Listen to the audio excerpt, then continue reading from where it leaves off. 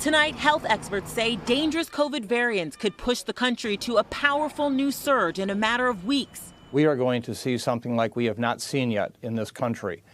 More infections, hospitalizations, and potentially more deaths because of highly transmissible strains. Now, in at least 33 states, the South African, Brazilian, and possibly more deadly UK strain, which is expected to dominate the country by March. We get a number of first doses in people, particularly 65 years of age and older. We can really do a lot to reduce the number of serious illnesses and deaths. But getting even one dose is proving to be the nation's biggest challenge. All 50 states reporting shortages. Everything is affected by the supply problem. Those supply issues now compounded by severe weather, canceling or delaying vaccine appointments across the Northeast. Last thing we want to do is urge our seniors to come out in the middle of a storm like this. Saturday, the nation's largest vaccine site at Dodger Stadium forced to close for an hour when anti-vaccine protesters blocked the entrance. Adam Michelson was there with his 81-year-old mother, but they weren't deterred. It was really nerve-wracking. You don't want this thing fine, but you're going to prevent other people from getting it also.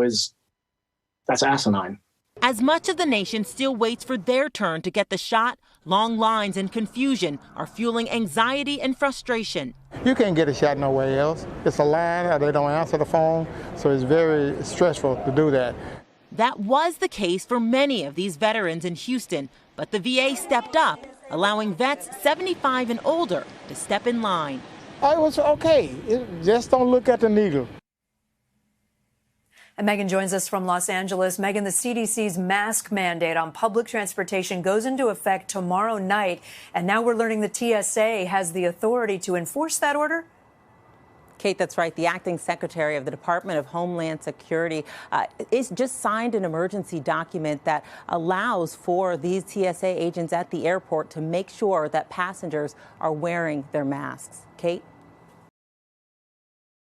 Thanks for watching our YouTube channel. Follow today's top stories and breaking news by downloading the NBC News app.